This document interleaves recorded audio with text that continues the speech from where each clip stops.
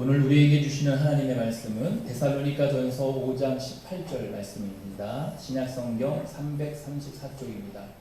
데살로니가전서 5장 18절 말씀 한 절 같이 봉독하도록 하겠습니다. 데살로니가전서 5장 18절 말씀 함께 봉독합니다. 범사에 감사하라. 이것이 그리스도 예수 안에서 너희를 향하신 하나님의 뜻이니라. 아멘. 오늘 우리 데살로니가전서 5장 18절 말씀 우리 감사하십시오 하는 제목으로 정말 말씀도 나누도록 하겠습니다. 지난 주간에 여러분 원망하지 않는 삶에 대해서 우리가 함께 나눴는데 어떻게 한 주간 동안 연습 잘 하셨습니까? 네. 할렐루야. 네. 저희는 지난주에 연습을 바로 할 수 있는 기회가 있었습니다.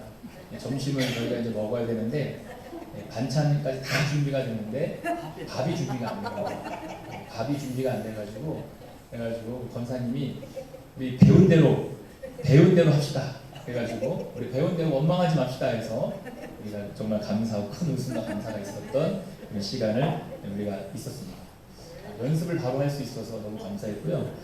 그래서 오늘 본문 말씀에 보면 여러분 범사에 감사하라 라고 하는 이 말씀은 하나님 말씀입니다.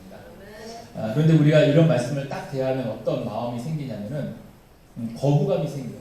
무슨 거부감이 생기냐면은 어떻게 계속 감사할 수가 있냐. 우리 인생에서 뭐 살다 보면 뭐 좋은 일도 있고 또 뭐 나쁜 일도 있고 이런 게 있는데 어떻게 항상 감사할 수 있느냐 라고 하면서 우리가 갖는 마음이 뭐냐면 야, 신앙은 정말 비현실적이다. 이런 마음을 가질 수가 있습니다. 그래서 사람들이 이렇게 범사에 감사할 수 있는가, 어떻게 매일 감사할 수 있는가 라고 하면서 비현실적이다 라고 하면서 이 선입관념을 갖게 됩니다. 그렇게 생각하는 이유는 왜 그러냐면 감사를 어떤 사건에 대한 반응으로 생각하기 때문입니다. 예를 들어서 우리 노항숙 장로님 저에게 선물을 주셨습니다. 네, 노항숙 장로님이 선물을 주셨는데 그럼 제가 어떻게 해야 될까요? 입 딱 닦아야 될까요? 왜냐하면 우리 노장로님께서 선물을 해주시면 저는 어떻게 해야 되냐라고 하면은 고맙습니다 하고 반응을 해야 되죠. 그게 굉장히 자연스러운 반응이죠. 그래서 우리는 감사를 어떻게 생각하냐면은 어떤 사건에 대한 어떤 일에 대한 반응이라고 생각을 합니다. 그러니까 감사를 반응이라고 생각을 하게 되면은 여러분 그것은 그냥 반응이라고 하는 것은 감사한 일만 생기면 반응하는 거예요. 감사합니다. 감사합니다. 이렇게 되는 거예요. 그런데 성경에서는 뭐라고 말하냐면 감사를 태도라고 얘기해요. 태도. 감사를 태도라고 얘기합니다. 이 태도를 국어사전에 보면 이렇게 말하고 있어요. 상황을 대하는 마음가짐. 마음가짐이 드러난 자세. 상황을 대해 취하는 입장. 이렇게 국어사전에는 나와 있어요. 그러니까 우리가 인생을 살아가면서 반응이 있고 태도가 있습니다. 그래서 정말 중요한 것들은 대부분 반응이 아니라 태도입니다. 태도. 예를 들어서 이제 부모가 자녀를 향한 사랑은 반응일까요? 태도일까요? 여러분 자녀가 잘해서 사랑하는 것일까요? 잘못해도 사랑하는 걸까요? 예, 만약 자녀들의 행동에 대한 반응으로 부모들이 사랑을 하면은 여러분 우리 이 세상에 우리 아이들 중에 맞아 죽을 놈들이 굉장히 많습니다. 반응으로 사랑을 하면은 맞아 죽을 놈들이 엄청 많아요. 그런데 부모가 자녀를 향한 사랑은 반응이 아니라 태도예요. 그러니까 예를 들어서 이제 아이를 잘 못 갖지 못하신 분들이 있잖아요. 7, 8년 지나고 막 10년 지나도 아이를 갖지 못하는 분들이 있습니다. 그런데 그런 분들이 아이가 태어나면 막 눈에 넣어도 아프지 않아요. 눈에 넣어도 아프지 않습니다. 근데 그런 분들이 이 아이를 태어나면서부터 이뻐할까요? 갖기 전부터 이뻐할까요? 태어나면서 이뻐할까요? 아이를 갖기 전부터 이뻐할까요? 네. 왜 그러세요? 갖기 전부터 이뻐하죠. 그래가지고 이 어떻게 보면은 태어나기 전부터 이 아이에 대한 막 그런 깊은 막 사랑과 그리고 그 어떤 감정을 가지고 이 아이에 대한 사랑을 가지고 태도를 갖습니다. 그러니까 아이를 갖고자 하는 마음으로부터 벌써 그 마음을 먹을 때부터 부모는 그 사랑으로 반응하는 거예요. 그러니까 어떻게 보면 그 태어나자마자 반응하는 게 아니라 그냥 그 아이를 갖기를 원하는 그때부터 우리는 사랑한다는 거죠. 그러니까 만약에 아이들을 반응으로 사랑하면은 그 아이들 맞아 죽을 아이들이 넘쳐납니다. 안 그렇습니까? 근데 우리는 그 아이를 사랑으로, 태도로 그 아이를 사랑하는 겁니다. 그래서 우리 삶 속에는 이런 반응이 있고 태도가 있어요. 우리 삶 속에는 이런 반응이 있고 태도가 있습니다. 그런데 성경에서는 감사가 뭐냐라고 했을 때 태도라고 얘기를 해요. 태도.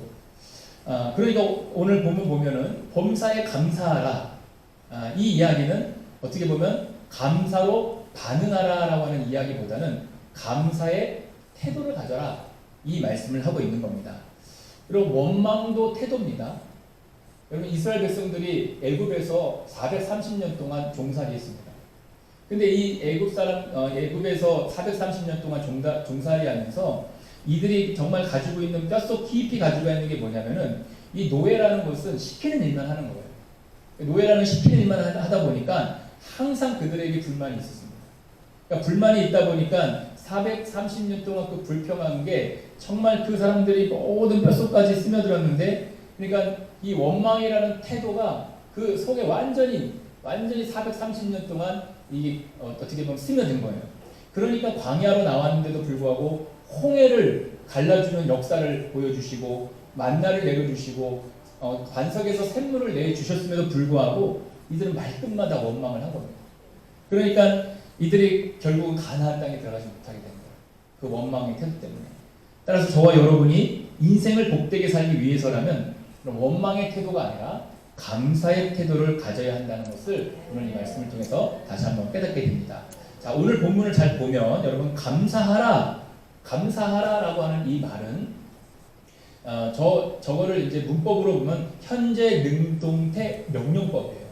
그러니까 헬라어에서 현재 능동태라는 말이 뭐냐면은 어떤 행동을 계속 반복하라는 거예요. 계속 반복하라는 얘기고, 그러니까 무슨 얘기냐? 감사하는 것을 계속해라는 거예요. 감사를 계속해라. 범사는 무슨 말이냐면은 모든 일을 말해요. 모든 일, 모든 것. 그리고 하나님의 뜻이라는 것은 뭐냐면은 하나님의 계획이고 뜻이다. 하나님의 설계다. 이 얘기를 하시는 거예요. 그러니까 범사에 감사하는 태도를 갖는 것이 하나님의 계획이고 뜻이고 설계도라는 거예요. 근데 이 감사를 어떻게 해요? 계속 하라는 거예요. 모든 것을 가지고. 그렇습니다. 그러면 오늘 우리가 이 감사의 태도를 가져야 된다고 말씀하는데, 그럼 감사의 태도를 가져야 하는 것을 우리가 오늘 본문에서 한번 두 가지로 한번 살펴보도록 하겠습니다. 첫 번째로 감사는 하나님의 선하심을 인정하는 태도예요. 하나님의 선하심을 인정하는 태도. 왜 감사의 태도가 중요한 게 뭐냐면 하나님은 선하시다. 하나님은 좋으시다. 이것을 인정하는 태도가 감사예요. 여러분 이것을 잘 설명해 주는 말씀이 마태복음 20장 1절에서 16절 말씀입니다. 자, 이 말씀을 우리가 이 포도원 품꾼의 비유인데 우리가 이 말씀을 함께 교독하도록 하겠습니다. 제가 1절 읽겠습니다. 천국은 마치 품꾼을 얻어 포도원에 들여보내려고 이른 아침에 나간 집주인과 같으니 하루 한 데나리온씩 품꾼들과 약속하여 포도원에 들여보내고 또 제3시에 나가보니 장터에 놀고 서 있는 사람들이 또 있는지라 그들에게 이르되 너희도 포도원에 나가라 내가 너희에게 선포하게 하리라 하니 그들이 가고 제6시와 제9시에 또 나가 그와 같이 하고 제11시에 나가보니 서 있는 사람들이 또 있는지라 그들에게 너희는 어찌하여 저기 놀고 여기 서 있느냐 이르되 우리를 품꾼으로 쓰는 이가 없음이니이다. 이르되 너희도 포도원에 들어가라 하니라. 저물매 포도원 주인이 성도들에게 이르되 품꾼들을 불러 나도 먼저 시작하여 먼저 온 자까지 상을 주라 하니 제11시에 온 자들이 와서 한 데나리온씩 받거늘 먼저 온 자들이 와서 도와주라 하더니 그들도 한 데나리온씩 받았으라. 받은 후 집주인을 원망하여 이르되 나중에 온 사람은 한 사람밖에 일하지 아니하였거늘 그들을 종일 수고하여 너희를 견딘 이와 같이 하였나이다. 주인이 그 중에 한 사람에게 대답하여 이르되 친구여 내가 내게 잘못한 것이 없노라. 내가 나와 한 데나리온의 약속을 하지 아니하였느냐. 내 것이나 가지고 가라. 나는 이 사람에게 너와 같이 준 것이 내 것이니라. 내 것을 가지고 내 뜻대로 할 것이 아니냐. 내가 선함으로 내가 악하게 보느냐. 같이 있습니다. 이와 같이 나중된 자로서 먼저 되고 먼저 된 자로서 나중되리라. 아멘. 자, 오늘 지금 방금 읽은 이 마태복음 20장 1절에서 16절 말씀을 보면은 이제 포도원 주인이 출소할 때가 되었어요. 그러니까 우리가 이제 농사를 지어보면은 이제 파종하고 어느 순간에는 이제 본인만 하지만 출소할 때 되면은 이제 많은 사람들이 이제 인력이 필요한 거예요. 그래가지고 일손이 필요하다 보니까 이 주인이 이제 품꾼을 구하려고 이제 아침에 일찍 어딜 나가냐면 인력 시장에 나갔어요. 인력 시장에 나가니까 사람들이 있는 겁니다. 그래서 자기 밭에 와서 일을 하면은 하루에 10만 원을 주겠다고 계약을 맺었어요. 그리고 난 다음에 9시에 나가보니까 또 노는 사람들이 있는 거예요. 뭐 하냐? 놀고 있지 말고 우리를 불러주는 사람이 없어서 그렇다. 가자. 너희도 포도원에 가서 일해라. 그래서 9시에 나가서도 그 사람들을 데리고 옵니다. 근데 이 주인이 또 언제 나가요? 12시에도 나가요. 12시에도 나갔더니 아직 이제 일을 못하는 사람들이 있는 거예요. 또 그 사람들도 오라고 해서 들어갔습니다. 그리고 나서 오후 3시에도 나갔어요. 오후 3시에도 나가니까 동일하게 일 못 간 사람들이 있어요. 그 사람들 또 데리고 와요. 그리고 마지막으로 오후 5시에 나가니까 그때까지도 일을 못 나간 사람들이 있는 거예요. 그래서 그 사람들도 가자 해가지고 가게 됩니다. 근데 이렇게 해서 이제 일을 하게 되는데 이제 품삯을 이제 계산해야 될 시간이 된 거예요. 근데 아침에 일찍 온 사람들이 화가 난 겁니다. 왜 화가 났냐면은 저녁 5시에 온 사람하고 아침 일찍 온 사람들하고 차이가 있었어요. 5시에 온 사람은 1시간 일했는데 10만 원을 줬고 아침에 일찍 와서 일한 사람한테도 10만 원을 준 거예요. 그러니까 막 아침에 일찍 온 사람들이 막 화가 난 겁니다. 그래서 그 주인에게 원망을 해요. 그 원망의 말씀이 11절이에요. 한번 같이 읽어보겠습니다. 11절. 받은 후 주인을 원망하여 이르되. 다시 한번 시작. 받은 후 집주인을 원망하여 이르되 라고 하는 거예요. 자, 여기서 품꾼이 주인을 원망했어요. 근데 원망한다는 게 무슨 뜻이냐? 쉽게 여러분, 원망한다는 것은 주인에게 원망했는데 그 주인이 원망을 어떻게 받아들이냐에 따라서 그 원망의 의미가 달라지는 거예요. 다시 한번, 그러니까 품꾼이 주인에게 원망을 했어요. 근데 그 품꾼이 원망한 것을 주인이 어떻게 받아들이냐에 따라서 그 원망의 의미가 달라지는 거예요. 자, 주인을 원망하니까 주인이 어떻게 반응을 하냐? 13절을 한번 읽어보겠습니다. 그 밑에 시작. 주인이 그 중에 한 사람에게 대답하여 이르되 친구여, 내가 내게 잘못한 것이 없노라. 내가 나와 한 데나리온의 약속을 하지 아니하였느냐. 그러니까 주인이 지금 뭐라고 말하냐면은 야, 나 잘못한 거 없어. 나 잘못한 거 없어. 이렇게 반응을 하는 거예요. 근데 이 이야기를 뒤집어서 말하면 이 원망한다는 게 뭐냐? 원망한다는 게 뭐냐 했을 때 그 품꾼이 원망한다는 것은 결국은 당신 틀렸어 이런 말이에요. 주인한테 당신 틀렸어. 당신 잘못했어. 이런 뉘앙스를 가지고 원망을 한 거예요. 만약에 예를 들어서 이런 겁니다. 아이들이 평소에는 부모들에게 뭐 별 얘기를 하지 않아요. 그런데 밥을 먹는데 밥상머리에서 아이들이 그러는 거예요. 아니, 왜 우리 집 맨날 풀만 먹냐고. 우리 집이 들판이냐고. 저쪽 집은 소고기도 먹고 등심도 먹고 이러는데 왜 우리 집은 풀만 먹냐고. 그러면서 한술 더 떠서 얘기하는 게 뭐냐. 아니, 쟤네 철순의 집에는 100인치 TV 보는데 우리는 50인치 TV를 아직도 보고 있냐고. 이렇게 얘기하는 거예요. 이렇게 불평하고 원망합니다. 그러면 그 말이 부모에게 어떻게 들릴까요? 부모에게 어떻게 들릴까요? 여러분, 이렇게 들리는 거예요. 엄마 아빠 인생 잘못 살았어요. 대체 어떻게 살았길래 아직도 이렇게 사는 거예요? 똑바로 살아요. 이런 식으로 들리는 거예요. 그래서 원망이라는 말 속에는 상대방에 대해서 틀렸다, 잘못됐다 이런 뉘앙스가 담겨져 있는 거예요. 그런데다가 원망을 계속 듣게 되면 어떠냐면 너 틀렸다, 너 잘못했다 이렇게 하지만 거기에는 정죄도 들어가야 됩니다. 그래서 우리가 실수하고 조심해야 될 게 뭐냐면 계속 원망하면 너 틀렸어, 너 잘못했어 라고 하지만 거기에 정죄가 들어가야 돼요. 그래서 우리가 굉장히 조심을 해야 됩니다. 그래서 여기서 품꾼이 그러는 거예요. 너 틀렸다고, 너 잘못했다고 계속 이렇게 얘기하는 겁니다. 근데 그 말을 들으면 기분 좋을 사람이 있을까요? 있을까요? 예, 틀렸다고 그러는데 그 말을 들으면 기분 좋을 사람이 어디 있겠습니까? 그러니까 이 품꾼이 자꾸 주인을 보면서 틀렸다고, 당신 틀렸다고, 잘못됐다고 이렇게 얘기를 하는 겁니다. 근데 도대체 뭐가 잘못된 건가요? 뭐가 잘못된 건가요? 그 잘못됐다는 말이 뭐예요? 품꾼이 그래서 12절에 이렇게 말합니다. 12절 한번 보겠습니다. 시작. 나중은 이 사람들은 1시간밖에 일하지 아니하였거늘 그들을 종일 수고하며 더위에 견딘 우리와 같게 하였나이다. 그러니까 이 지금 품꾼이 하는 얘기가 뭐냐면, 아니 어떻게 5시에 와서 1시간 일한 사람하고 아침에 일찍 와가지고 12시간 일한 사람하고 어떻게 똑같이 대우하냐, 이 얘기를 하는 거예요. 어떻게 똑같이, 왜 똑같은 취급을 하느냐 라고 하면서 원망을 하는 거예요. 그러니까 그러면서 이 품꾼이 하는 게 말하는 게 뭐냐, 당신 틀렸다고, 당신 잘못됐다고 이러는 거예요.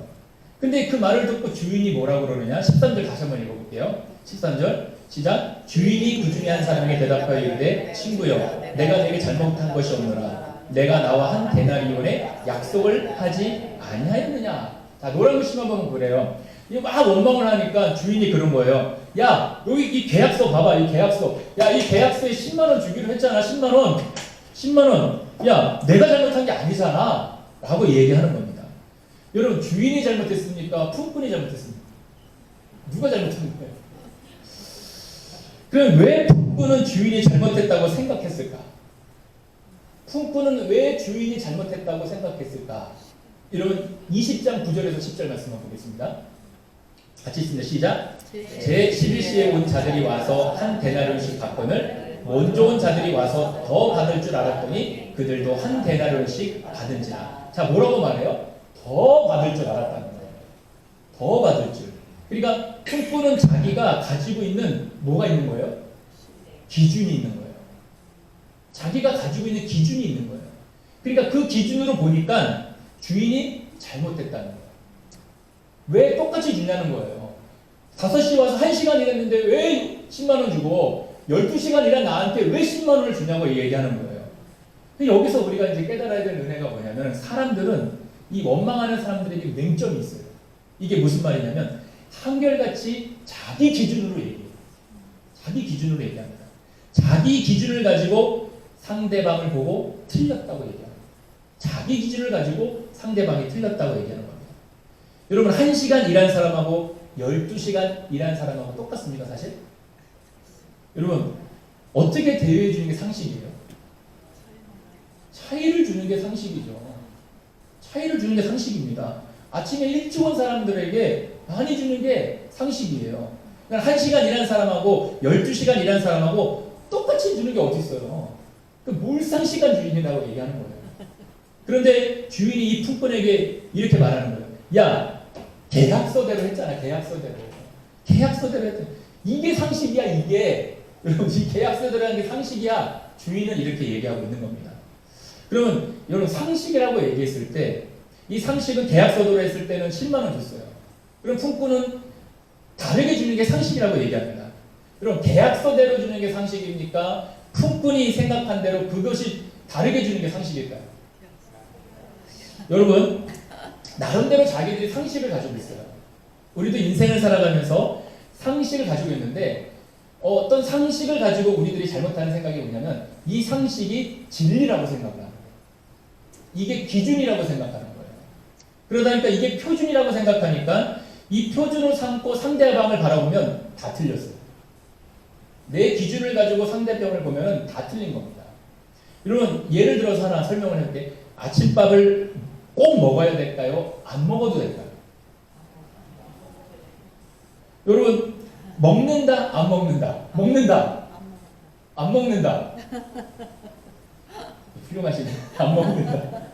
그러면 만약에 아침밥 먹을 때 아침밥을 차리는 것은 아내가 차려야 될까요? 남편이 차려야 될까요? 1부 때도 저 얘기가 먹고 싶은 사람 생각을 했는데, 누가 차려야 될까요? 그럼 상식적으로 누가 차려야 될까요? 여러분, 아내가 차려야죠. 일단 저 째려보지 마시고. 네, 어쨌든 누가든지 차려야겠죠. 그런데 여러분, 중국은 누가 차릴까요? 네, 중국은 남편이 차려요. 그래가지고 남편도 일하고 아내도 일하면 아내가 퇴근하면서 1시간 정도 카페에서 차 한 잔의 여유를 갖고 집으로 오는 게 예의라고 합니다. 왜냐하면 남편이 장을 봐가지고 집에 가서 음식을 할 시간을 줘야 돼요. 그러면 여러분, 한국의 하나님과 중국의 하나님이 다를까요? 똑같은데, 상식이라는 것은 여러분 내 기준인 거예요. 진리가 아닙니다. 근데 인생을 살아가면서 우리는 그 어떤 상식을 진리라고 얘기하고 표준이라고 이야기하면서 그걸 가지고 상대방에 대해서 여러분 이렇게 틀렸다, 잘못됐다 이렇게 얘기를 하는 거예요. 여러분 인생을 살아가면서 여러분 오늘 한 말씀 하나 더 볼 텐데 달란트 비유를 가지고 하나 더 설명할 수가 있습니다. 여러분 달란트 비유 말씀 한번 보겠습니다. 마태복음 25장 25절 같이 읽습니다. 시작. 한 달란트 받았던 자는 와서 이르되 주인이여 당신은 굳은 사람이라 심지 않은 데서 거두고 해치지 않은 데서 모으는 줄을 내가 알았으므로 두려워하여 나가서 당신의 달란트를 땅에 감추어 두었나이다. 보소서 당신의 것을 가지셨나이다. 자, 우리는 이 마태복음 25장의 이 말씀 달란트 비유를 우리가 함께 나눴기 때문에 좀 알고 있습니다. 자, 달란트를 가지고 한 달란트 받았던 사람이 이윤을 남기지 않았어요. 그리고 하나님 책망하시는 겁니다. 이 악한 종아, 내 인생 왜 그렇게 살았냐고 하면서 똑바로 살았어야지 라고 하나님이 막 책망을 했어요. 그랬더니 이 한 달란트 받았던 사람이 뭐라고 말하냐면 당신이 먼저 그렇게 살게 만들었잖아요 라고 얘기하는 거예요. 당신이 그렇게 살게 만들었잖아요 라고 말하는 거예요. 하나님을 그러면서 막 원망합니다. 여러분 그러면서 이 사람이 뭐라고 하면 하나님은 굳은 사람이라고 얘기하는 거예요. 하나님 굳으세라고 얘기하는 거예요. 하나님 잘못됐다라고 얘기하는 거예요. 처음에 주인이 5달란트를 그 다음에 2달란트를 1달란트를 줄 때에 이 1달란트 받았던 사람은 자기가 몇 달란트를 받을 줄 알았죠? 최소한 몇 달란트를 받을 줄 알았죠? 5달란트를 받을 줄 알았어요. 최소한 5달란트를 받을 줄 알았는데 근데 1달란트뿐이 못 받은 거예요. 거기서부터 마음이 삐뚤어진 거예요. 저 못된 사람 같은 거, 저 구두쇠 같은 사람 같은 거, 정말 그 정도밖에 나를 취급하지 않는 거야? 라고 하면서 계속 그 원망하고 불평한 겁니다. 그러니까 자기는 최소한 5달란트를 받아야 된다는 그 기준을 누가 정한 거예요? 자기가 정한 거예요. 자기 멋대로 정한 겁니다. 그리고 자기가 자기 상식대로 대해주지 않으니까 어떻게 돼요? 하나님을 원망하는 거예요. 구두쇠, 굳은 사람이야, 못난 사람이라고, 당신이 틀렸다고 하면서 얘기하는 거예요. 이런 저와 여러분의 인생을 살아가면서 끊임없이 겪게 되는 갈등이 이거예요. 자기가 기준을 가지고 살아가는 거예요. 그러니까 그렇게 대해주지 않을 때 상대방에 대해서 막 게으르다, 못났다, 무식하다, 막 원망하는 태도를 갖게 되는 거예요. 여러분 이것을 더 명확하게 설명해 주는 말씀이 누가복음 15장 17절입니다. 한번 같이 읽겠습니다. 17, 18절 시작. 이에 스스로 돌이켜 이르되 내 아버지에게는 양식이 풍족한 품꾼이 얼마나 많은가. 나는 이르기를 아버지 내가 하늘과 아버지께 죄를 지었사오니. 자, 이 말씀은 이제 탕자가 아버지의 재산을 가지고 저 먼 타국에 갔다가 허랑방탕한 생활을 한 끝에 진짜 배고프고 힘들 때 아버지를 생각한 거예요. 그런데 여러분 탕자가 아버지 밑에 있을 때 아버지를 어떻게 생각했어요? 아버지에 대해서 너무 답답하다. 진짜 이래라 저래라 너무 싫다. 이렇게 생각을 한 겁니다. 여러분 가나안 농군학교 들어보셨습니까? 가나안 농군학교. 네, 여러분 인터넷 찾아보시면 가나안 농군학교라고 있습니다. 이 가나안 농군학교가 우리나라가 참 힘들고 어려울 때 이곳에서 어떻게 보면은 영농 후계자들 그리고 뭐 말씀으로 정말 잘 살아보세요 했던 그 학교예요. 지금도 원주에 가면 있는데 이 가나안 농군학교의 1대 원장이 김용기 장로님이세요. 그리고 그 아들 김범기 장로님이 있습니다. 이분이 3대 원장이신데 이분이 김범기 장로님이 아버지 밑에 있을 때 너무 답답했다는 거예요. 왜 답답했냐면은 무조건 새벽 4시가 되면 종을 땡땡땡땡 치는 거예요. 그러면서 노래가 울려 나옵니다. 어떤 노래가 나오냐면 새벽종이 울렸네 새 아침이 밝았네 이 노래가 나와요. 그럼 무조건 일어나야 돼요. 그리고 나서 새벽 기도를 해요. 그리고 아침에 4시간 일을 안 하면 점심밥을 안 줘요. 그리고 오후에 4시간 일을 안 하면 저녁밥을 안 줘요. 그러니까 너무 아버지에 대해서 안 맞는 거예요. 그리고 아버지가 얼마나 FM이냐면은 지나가시다가 얼마나 부지런하냐면 돌이 이렇게 넘어져 있으면 뭐라고 하냐면 이 돌 보고 이 개은놈 같은 이라고 하고 딱 세워놓고 갈 정도로 FM입니다. 얼마나 이 김봉기 장로님이 아버지에 대한 정말 이해가 안 된다 이렇게 생각하는 거예요. 그래서 이 김봉기 장로님이 어떻게 했냐 가출을 하게 됩니다. 가출을 해요. 그래서 내가 인생을 한번 새롭게 살아보자. 아버지 밑에서 이래라 저래라 싫다. 나도 내 나름대로의 꿈을 펼쳐서 살아보겠다고 가출을 합니다. 근데 가출을 하고 나서 이분이 인생을 마음 놓고 살았어요. 그 마음 놓고 살다가 어느 날 이분이 이 밑바닥 인생까지 내려간 거예요. 그리고 나서 이분이 생각한 거예요. 뭘 생각했냐면은 오늘 이 방금 읽었던 이 17절 말씀을 생각하게 된 거예요. 자, 한번 17절 말씀 다시 한번 읽어보겠습니다. 시작. 이에 스스로 돌이켜 이르되 내 아버지에게는 양식이 풍족한 품꾼이 얼마나 많은가. 나는 여기서 줄여 죽는구나. 자, 요 탕자로 다시 돌아와서 탕자가 정말 아버지의 재산을 가지고 먼 땅에 가가지고 허랑방탕한 생활을 하고 이제는 다 탕진하고 쥐염염을 먹을 때 배고플 때에 어디를 생각해요? 아버지를 생각해요. 그러면서 이 탕자가 생각하는데 그 아버지를 어떻게 생각하냐면 우리 아버지는 진짜 너그러우신 분이다. 정말 품꾼에게 굉장히 호의적인 분이시다. 이렇게 생각을 합니다. 그런데 탕자가 떠났을 때 떠나기 전에는 아버지를 어떻게 생각했어요? 아 정말 이해됐어. 이래라 저래라 하고 아 정말 고리타분하고 힘들다 라고 생각한 거예요. 근데 여러분 자기가 아버지를 바라봤을 때 시선이 가기 전의 시선과 멀리 타국에 있을 때 시선이 바뀐 거예요. 그러니까 여러분 아버지는 그대로입니다. 아버지는 변한 게 없어요. 늘 똑같으셨어요. 그런데 그 아들의 시선이 달라진 거예요. 그러니까 아버지가 처음에는 나쁜 아버지였는데 나중에 자기의 어떤 상황이 바뀌니까 뭐라고요? 그 아버지가 좋은 아버지가 된 거예요. 좋은 아버지. 그러니까 이 원망의 태도도 여러분 보세요. 이 감사의 태도를 가지고 살아야 되는데 결국은 내가 어떤 태도를 가지냐에 따라서 여러분 그 상황이 달라져요. 아버지가 정말 고리타분할 때는 진짜 싫은 거예요. 근데 그때도 아버지는 변한 게 없었어요. 똑같았어요. 그런데 내가 멀리 가가지고 내가 너무 상황이 나빠지고 그러니까 그 아버지가 어떤 아버지냐면 너무나 호의로운 아버지. 너무나 좋으신 아버지였다. 여러분 우리가 이런 태도를 어떻게 취해야 되냐면 여러분 상황은 우리가 어떤 눈으로 보느냐에 따라서 어떤 시각으로 보느냐에 따라서 상황이 달라져요. 그래서 여러분 감사는 태도예요. 반응이 아닙니다. 그래서 여러분 우리는 어떤 태도를 가지고 살아야 되냐면 여러분 감사를 반응으로 하면은 어떤 상황 가운데서도 감사가 일어나면 감사하고 막 반응하는데 만약에 어떤 상황이 오면 이런 탕자 같은 일이 벌어집니다. 그래서 하나님은 선하시지 않는 하나님으로 우리가 대하는 거예요. 못된 하나님, 구두쇠 같은 하나님.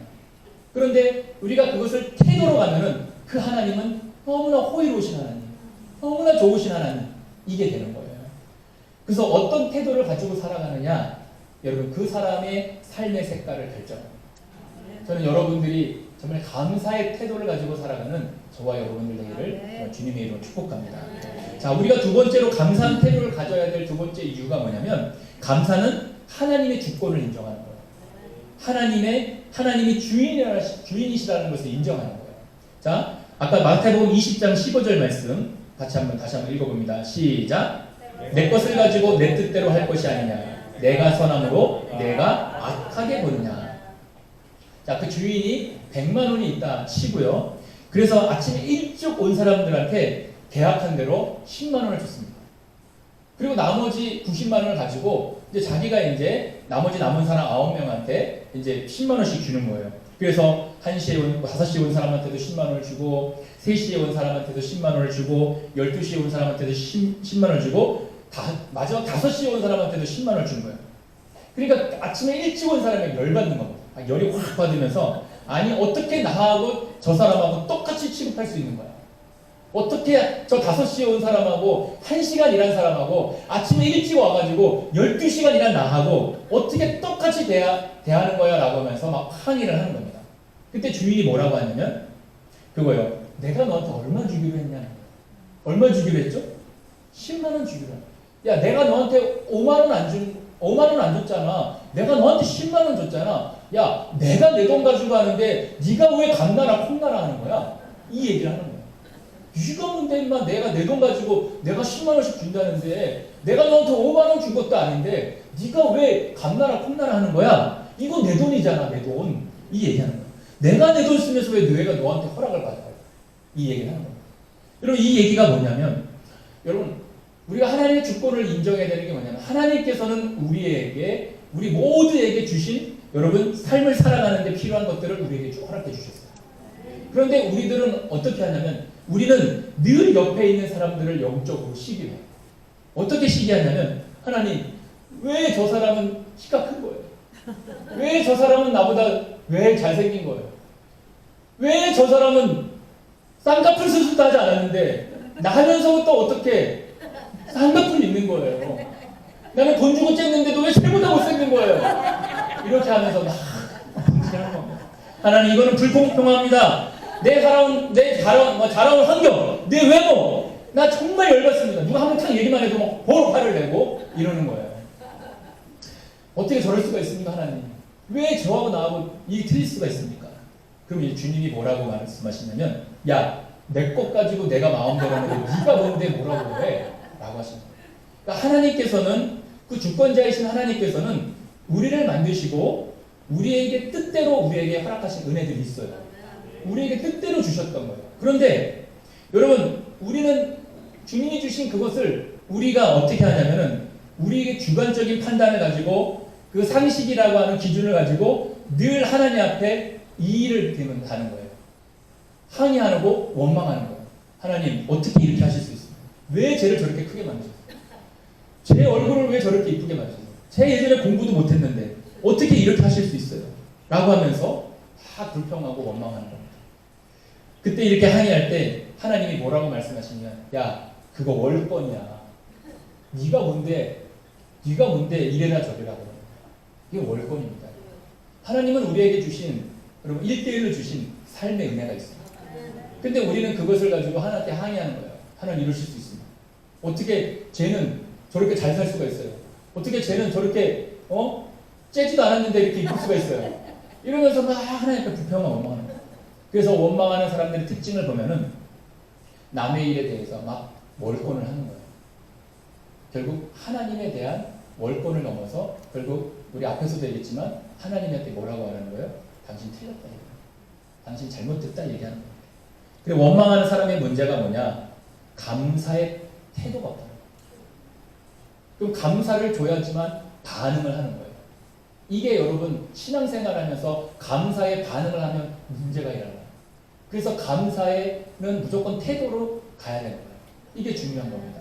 그럼 제가 가끔 이제 에스라 성경 세미나 가잖아요. 예, 갑니다. 네, 성경 세미나 갑니다. 거기 성경 세미나에 오시는 목사님이 김덕신 목사님인데 제가 나중에 꼭 한번 모시도록 할게요. 근데 이분이 이제 무안에 있는 순복음교회에 부흥회를 가셨어요. 그런데 이제 12월 달 25일 그 주간에 아마 가셨던 것 같아요. 그런데 그 교회에 25살 먹은 여자 집사님을 만나게 됐는데 그 집사님이 12월 24일 날 성탄절 준비를 한다고 아이와 같이 교회에서 이제 성탄절 준비를 한 거예요. 근데 아이가 3살인 거예요. 이제 시골이라고 했잖아요. 애가 이제 마당에서 놀다가 재래식 화장실에 빠져서 죽었어요. 그럼 재래식 화장실에 빠져 죽은 거예요. 그래가지고 너무 충격을 받은 거예요. 그런데 그 사건이 있는 그 주에 목사님이 가셔서 이제 부흥회를 하시게 된 겁니다. 근데 그 여집사가 그 주에 이제 장례를 치르고 부흥회에 와서 이 앞에서 은혜를 받더래요. 눈물도 흘리고 은혜를 받더래요. 그리고 이제 부흥회가 끝나는 이제 마지막 날 돼가지고 이 여자 집사님이 목사님한테 그러대요. 목사님, 저 특송하고 싶어요. 라고 얘기를 하더래요. 그래서 무슨 특송을 하나라고 봤더니 이 특송을 하더랍니다. 자, 우리 1절만 한번 불러보도록 하겠습니다. 오 신실하신 주, 함께 한번 특송해보세요.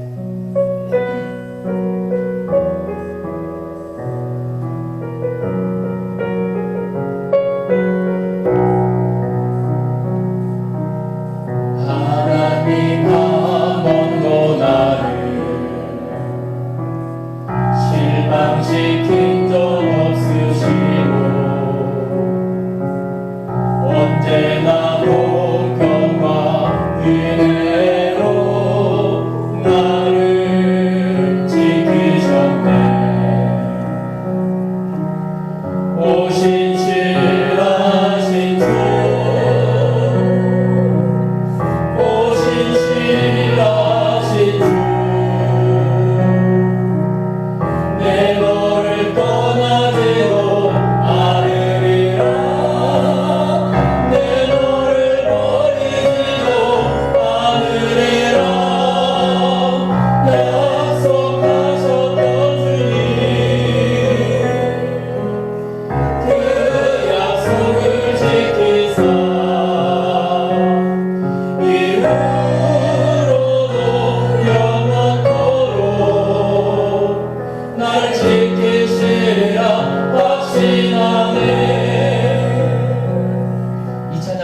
나와서 마지막 날 찬송을 부르대요. 그러니까 성도들이 모두가 은혜를 받은 거예요. 예배가 끝나고 이제 나오면서 목사님이 이 집사님한테 물어봤대요. 그 찬양 진짜예요? 그 찬양처럼 고백하는 거예요? 라고 물어봐요. 그랬더니 이 여자 집사님이 네 라고 얘기하더라고요. 여러분, 만약에 감사가 반응이라고 하면은 어떻게 그 환경에서 감사할 수가 있겠어요? 하나님의 일하러 12월 24일 날 예? 성탄절 이분달 와서 하나님 앞에 봉사하는데 나의 아들을 죽인 거예요. 아니 하나님 어떻게 내가 하나님 일을 하는데 하나님 우리 아들 보살펴 주셔야지 않냐고 원망할 수 있어요. 불평하고 원망할 수 있습니다. 그런데 이 여자 집사님의 마음속에는 감사의 태도가 있었어요. 그 몇 년이 지나고 이제 이 목사님이 다시 그 교회 부흥에 갔대요. 그랬더니 이 여자 집사님이 아이를 둘을 낳았대요. 하나는 없고 하나는 손잡고. 여러분, 이 여자 집사님의 모습을 보면서 감사는 반응이 아니에요. 감사는 반응이 아니라 태도입니다. 그래서 우리의 삶에 여러분 이 감사의 태도가 있어요. 그래서 오늘 말씀에 범사에 감사하라. 이는 그리스도 예수 안에서 너희를 향하신 뜻이니라. 여러분 이것이 신자를 향한 하나님의 계획이고 설계예요. 감사를 반응을 하면은 여러분 아니에요. 감사는 태도입니다. 그래서 여러분이 그 태도를 가지고 여러분 나아갈 때, 이 말씀을 가지고 나아갈 때 여러분 우리가 우리 삶을 뒤돌아보는 거예요. 나는 원망하는 태도, 감사도 반응으로 살지 않는다. 아니면 나는 감사의 태도를 가지고 살았다. 이거를 우리가 점검하며 살아야 될 줄 믿습니다. 그럼 여러분들이 이런 감사의 태도를 가지고 정말 하나님 앞에 영광 돌리는 저와 여러분들 되기를 주님의 이름으로 축복합니다. 기도하겠습니다. 할렐루야. 거룩하신 아버지 하나님, 우리의 삶을 다시 한번 뒤돌아봅니다. 나의 삶을 뒤돌아볼 때 혹시 감사를 반응으로 하나님 앞에 나가지 않았습니까?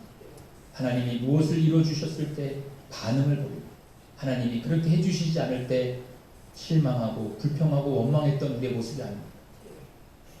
그리 아니하실지라도 감사의 태도를 가지고 하나님 앞에 나아갈 수 있는 우리들 될 수 있도록 인도하여 주시옵소서. 주님께서 함께 하심으로 말미암아 평생에 하나님 앞에 감사의 태도를 갖고 살아가는 저희들 되게 도와주옵소서. 감사드리며 예수님의 이름으로 기도드리옵나이다. 아멘. 이 시간 환우들을 위해서 기도하겠습니다. 여러분 아픈 부위에 손을 얹어주시면 위하여 기도하겠습니다. 살아계신 하나님 아버지, 이 시간 우리 교우들 가운데 환우들을 주님의 손에 중보하여 올려드립니다.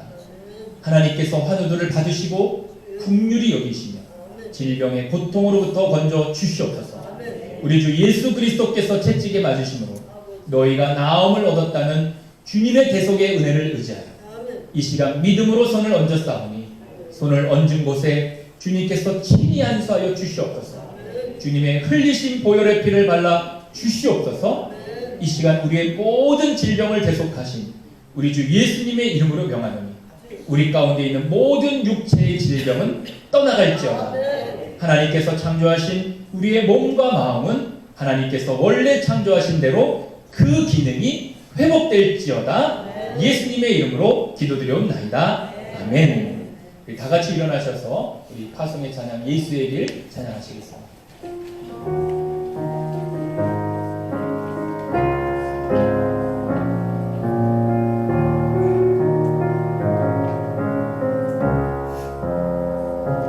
안개 속에서 주님을 보내 아무도 없을 것 같던 그곳에서